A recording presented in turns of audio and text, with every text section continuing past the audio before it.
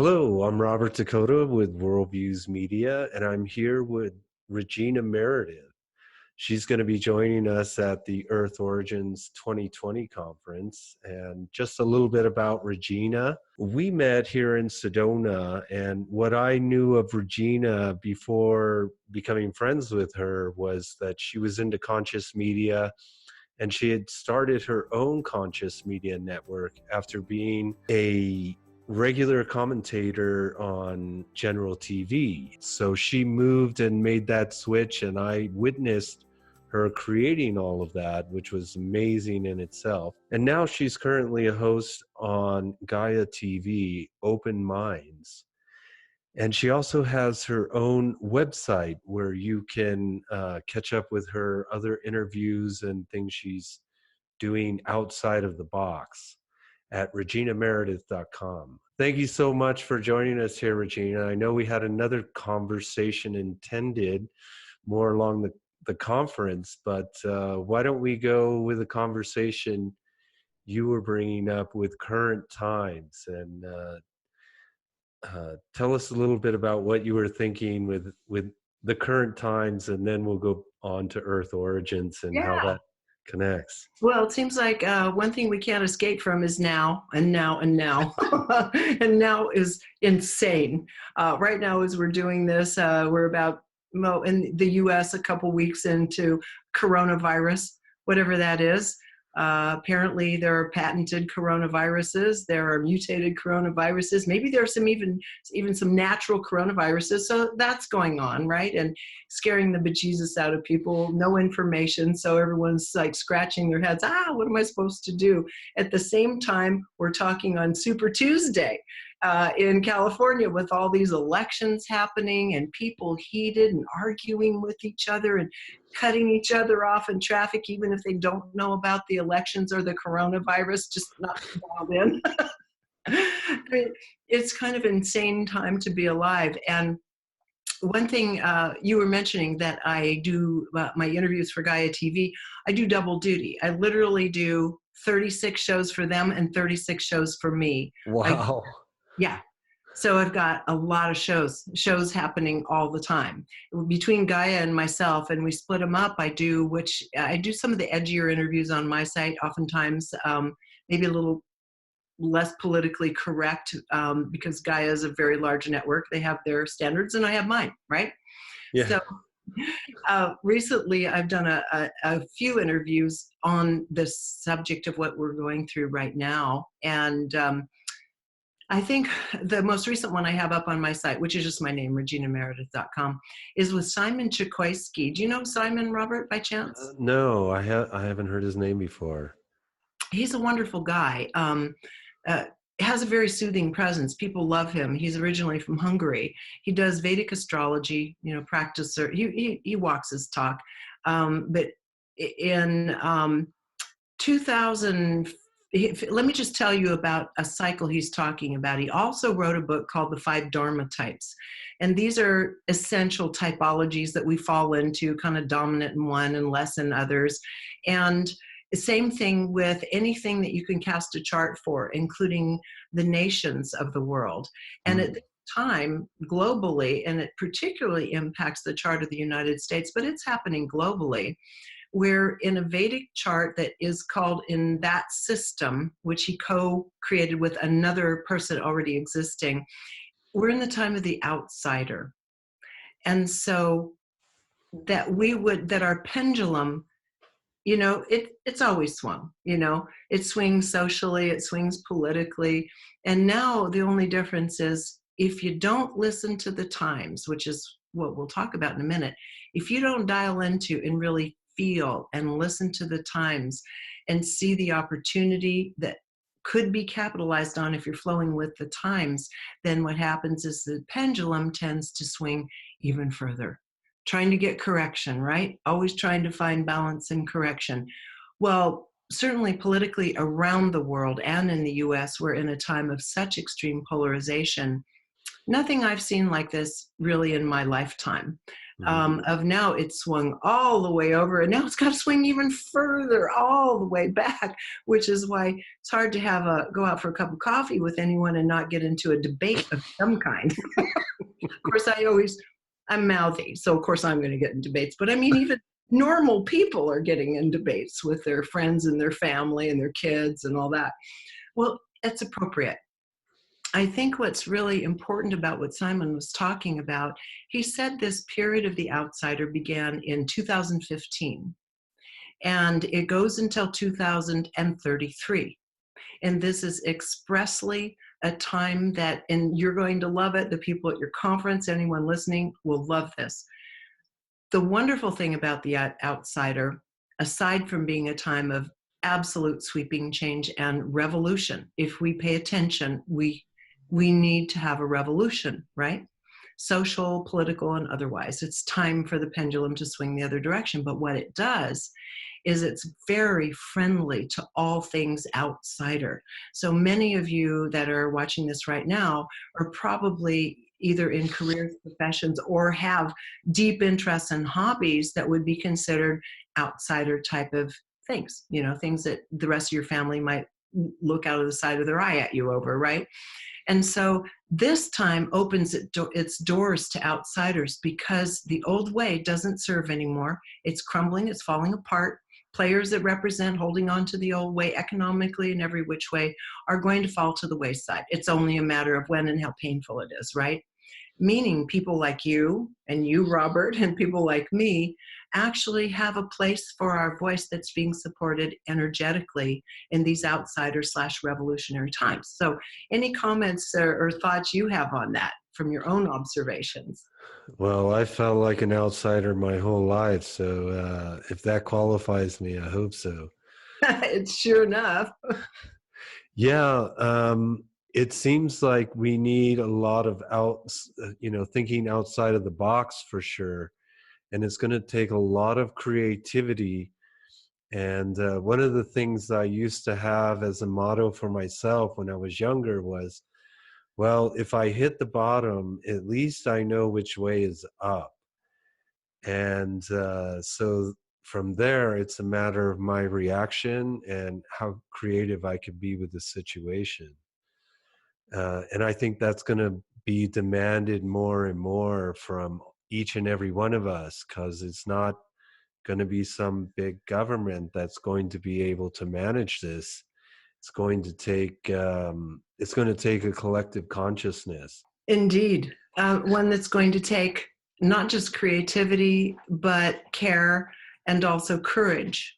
Mm, And I think what you talked about, that was a very good point you just made, that your thought was always, at least when you hit bottom, you know where you have to go from there. There's only one direction to go, right? And I think what's happened is prior to this period of time, with all of the kind of false information around economic systems, you know, false indicators, things that are totally detached from any kind of real sense of economic well-being and economic growth, real growth, you know, that serves society, serves individuals. Things are drying up around here. All these little strip malls are basically ghost towns around here. I don't know. I haven't been to Sedona in a little while now since I moved. But the reality is we were on top of the game, on top of the world. It seemed flying high for 30, 40 years, thinking we were up here. Nobody ever chooses voluntarily to hit the bottom. That's right. not a choice people make. So that means we have to, you know, we're clinging for our lives, you know, to stop any kind of fall that could happen. But we're in a time that's calling for us to kind of let go, rethink while we're readjusting our position halfway down or all the way down, to reposition ourselves as where are we relevant? Where is our care and where are our skills and where is our genius needed and useful at this period of time? And recreating our societies on this planet to healthier societies on every index, you know. Yeah. Yeah, definitely. One thing I noticed during my years at theology school, I was looking at what things affect society and culture.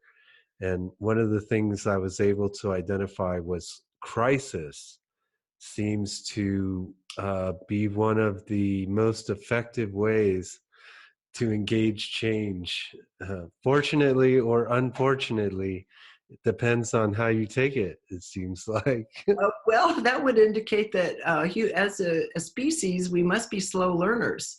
Um, I think there's no shortage of genius, but we're just a little slow on the uptake because we don't want to let go of those things that feel good, that we think are serving us. I mean, how many of us have, even down to the prosaic, such as staying in relationships of any kind that just don't serve us at all. They've been dragging our energy down. We're dragging the other person down. We can't get it figured out.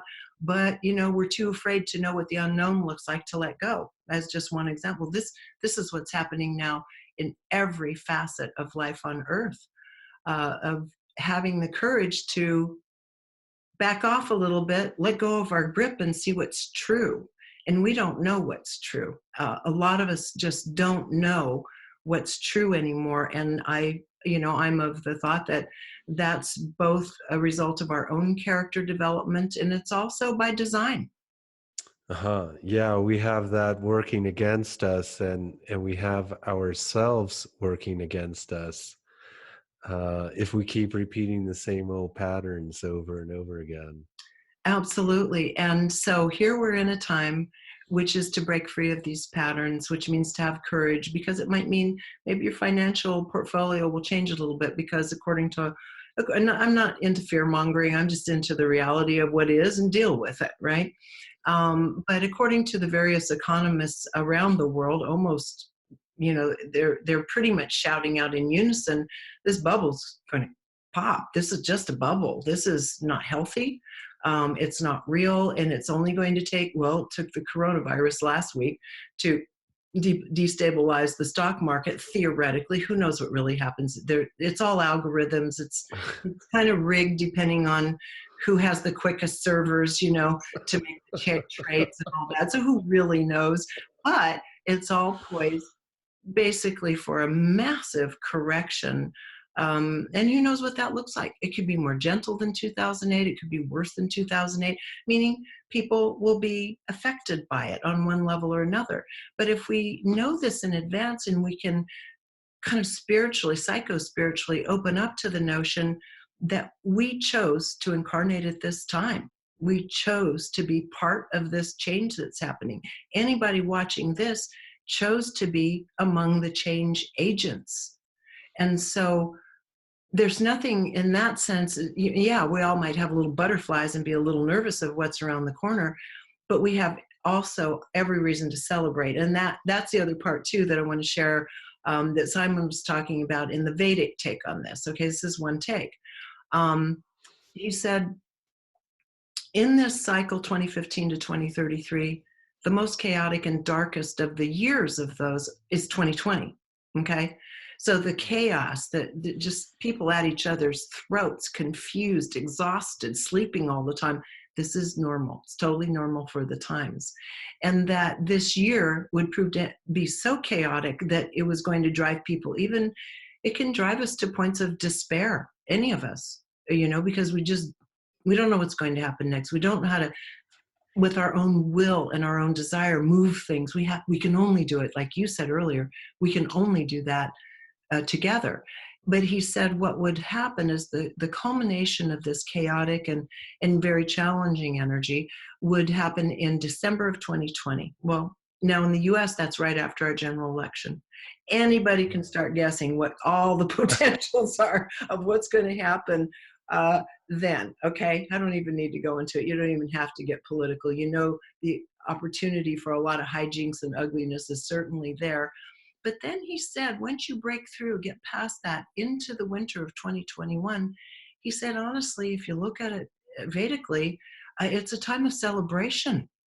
It will be the beginning of the rebirthing of the new.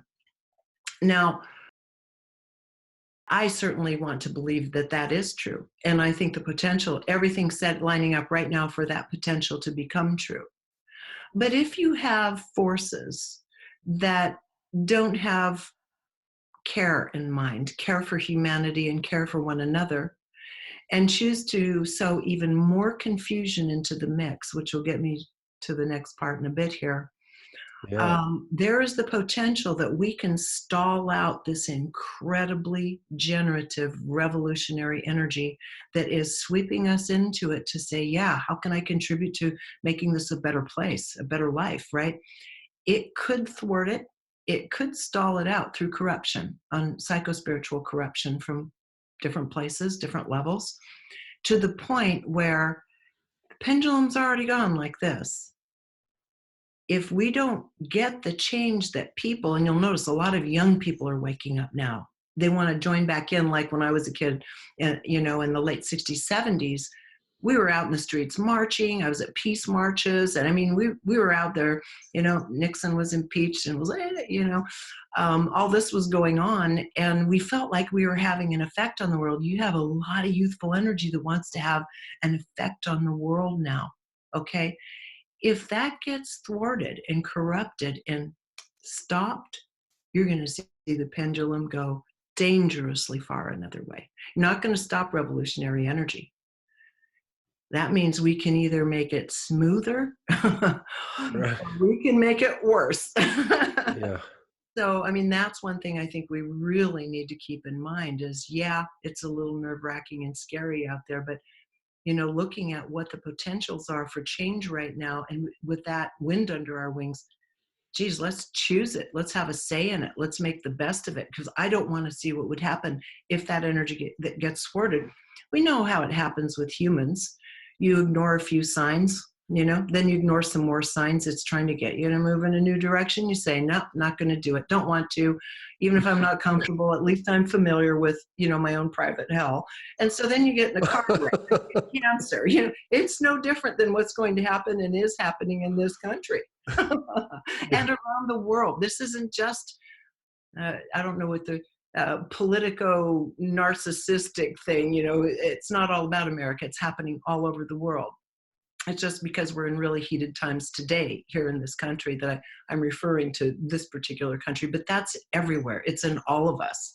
So the difficult part is, to me, the difficult part is looking at the whole picture, because I'm listening to everybody. I'm having conversations and debates with people. It seems like all day long, everywhere I go.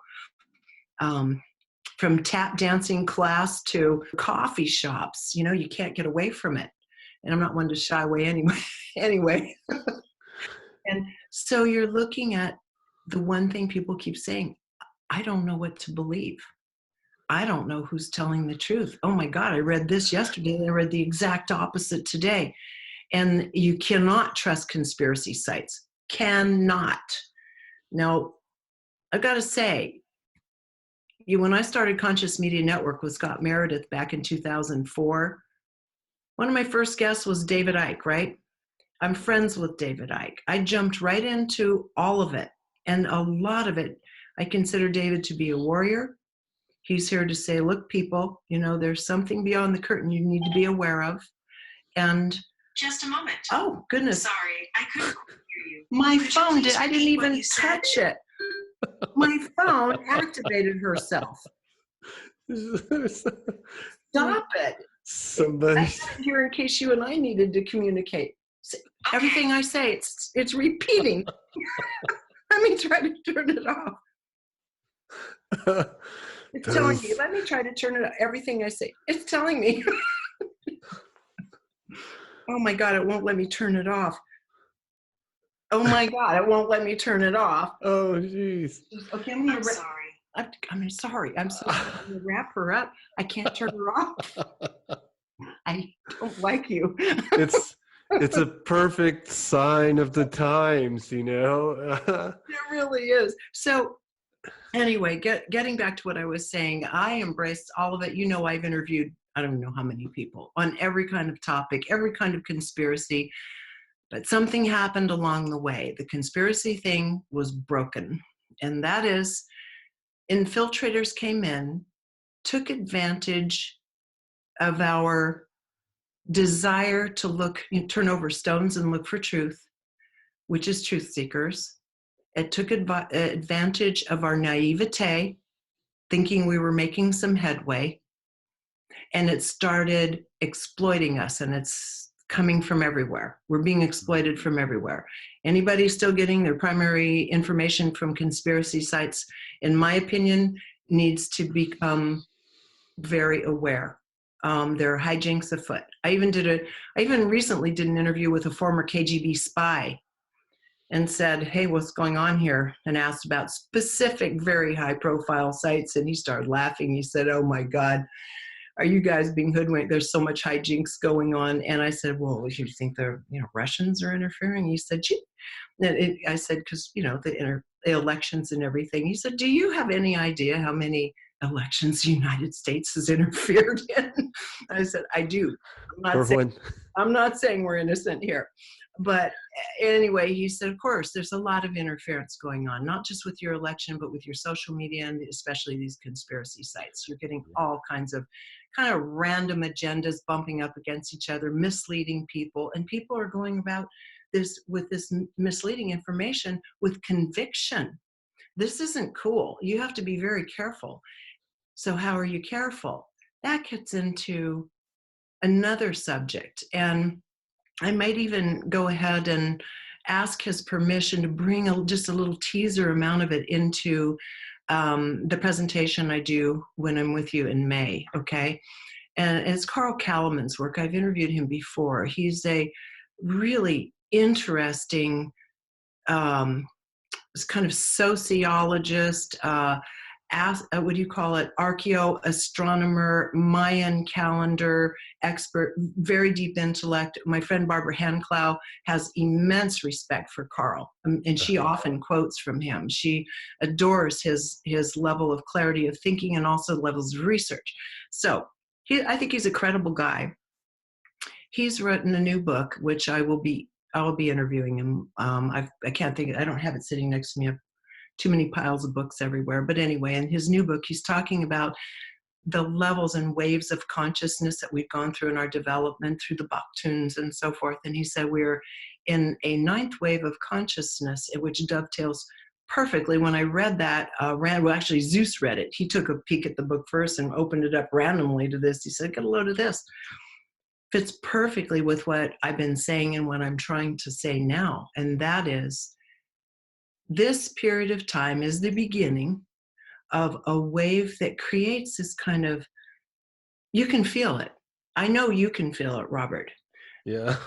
This open dreaminess that's requiring us to, with whatever little tentacles we have within our field, to feel our way into higher connection with truth, with connection with our higher self, which is connected with all. And I keep saying to people, don't listen to anyone. Don't listen to you. Don't listen to me. Don't listen to these conspiracy sites. Don't listen to mainstream sites. If you do, run it through this lens after you've really had a chance to step back and go in. Just start by going into the heart, because that is the first responder to the voice of the spirit or soul, right? Or higher mind, depending on, which school of thought you're in. It's basically the same. Going up to the higher aspect of our own self and our knowingness of truth, of universal truth down to earthly everyday truth, right? And so if we don't take this time of revolution to expand our own self into our mechanism for discerning truth, we're going to be totally lost without a compass. There is no compass now. I mean, every now and then, yes, you can find someone who you say, oh God, I love this person. I really feel like they're speaking truth to me. I feel it in my heart and I feel it in my gut. By all means, go into companionship and partnership and co-create together. Nothing wrong with that. There are some truth tellers out there, and there are a lot of liars out there. And the liars claim to be the truth tellers, and the truth tellers often don't claim anything. So you just don't know who to believe. It's the Hopi Koanakwatsi. Remember that movie? Yes. That's how it's supposed to be in the sort of transition times. Everyone starts getting confused. They don't know where they're at, and there's lots of different prophecies that talk about that time when truth is seen to be fake and fake is seen to be truth. We're there now. We're there now. We're right in it. Yeah. And it's from every angle. Every angle. Yeah. Because everyone's feeling lost in themselves. How do you position yourself in front of another human being? Right. Yeah.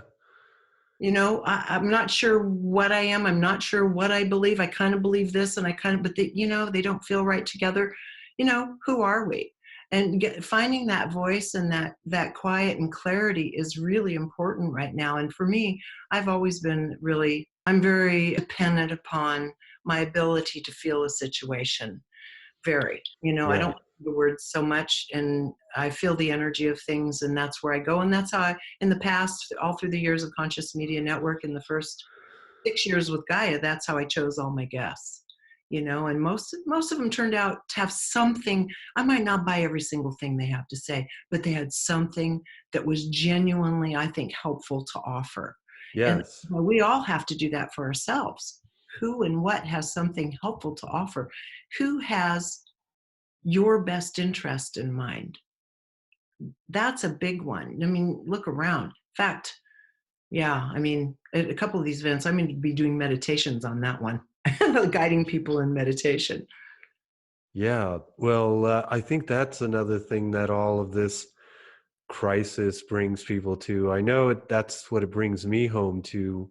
Whenever I get in a tough situation, I always remember that I forgot about maintaining my prayer and meditation, and that's a touchstone that I can return to very quickly.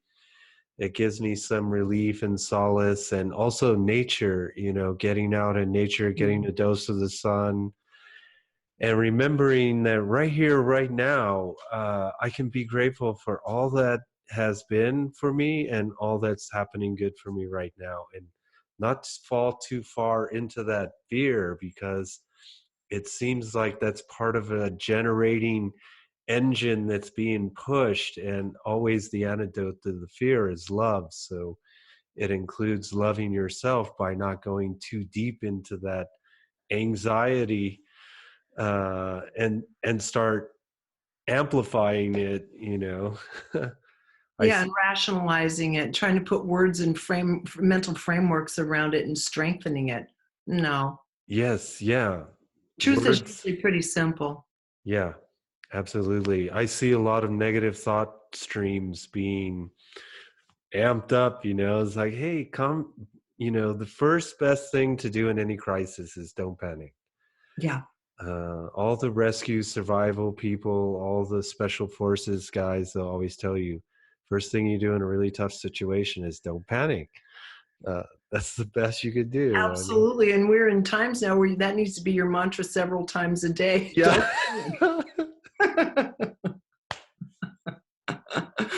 Yeah, I agree with you. And you're so right on. I mean, the sun, the ocean, the trees, they don't lie. Yeah. And I learned from that. You remember Pedro, the Bolivian Yes. medicine man? Yeah. He kept saying over and over, more pain, more suffering, more love, more gratitude. And if you don't have the energy to show it, at least have it as a mantra to repeat to yourself, to, okay, I'm aware of the pain, I'm aware of the suffering, more gratitude, more love. Uh, Yeah. and that helped me a lot. I was like, oh, yeah. I think you're right on. I mean, I know because I'm not as religious about my meditation as you are. I mean, you really practice it. I'm more kind of in a field and feeling my way everywhere all the time, and I kind of follow it like a butterfly. So, but when I take the time in the morning in particular to do my gratitude meditation, which goes on forever, um, that is an extraordinarily high frequency. Mm, Extraordinarily high. I mean, love is such a ubiquitous thing and a misunderstood word. I don't even like to say, let's meditate on love. It means different things to everybody, Um, yeah. when you say gratitude, that means the same thing to pretty much everybody, even if Yes. we're grateful for different things. We know what it's like in our heart to think, oh God, I'm so lucky I have this person in my life, or that this thing happened. Thank you so much over here. that is a super high frequency, and that frequency can definitely countervail the frequencies of fear. Plus, it reminds us of all the good things that actually are happening, lest we let that slip by and jump down some rabbit hole chasing some frightening story. like like a roller coaster. Ah, okay, now we're going to the top. Well, Ah. I got to say, it's addictive. That kind of chemical response in the brain and in the body is highly addictive. And the people that run things like entertainment and media, including gaming and so forth, they know how addictive that is. And that we're being taken advantage of, and we're willfully participating in it as Right. Yeah, that's a two-way street. it's oh geez. I think May's going to be a really nice time, and I think it's going to really bring out some good information that could be very important for pertinent times. I don't think, looking into the ancient cultures is a waste of energy. Yeah, but in May, it will be great to review where we are and see how much faith and courage it took to arrive at that space. Absolutely. You have some incredible speakers. Mm, And in a time this chaotic, I mean, what better to return to than perennial, essential, ancient truth? And I think it's still important that we take time to gather together face to face. mm. So much more inspiration and energy comes off of sitting with other people. Just the psychic field and our own biological wattage, being with one another does matter, because whatever is being transmitted is going on unconscious levels as well as conscious levels. Yeah, absolutely. Well, I'm grateful for you, uh, Regina. Thank you, Robert, and I'm grateful for you. I just love you to pieces. Yeah, and I love your positive energy, and I think we can all use a dose of that. I saw recently one of my favorite philosophers, Sadhguru. Do you know him? Don't S, know. yeah, it's SADH Guru, and he put this little song together. You should check it out. But Okay, I will. at 4:15, there's a song that kind of like lifts the spirit a little bit and brings some humor to everything. So I love it. I'll include that in the links down below. Okay, that sounds good, Robert. Well, I'm looking forward to it.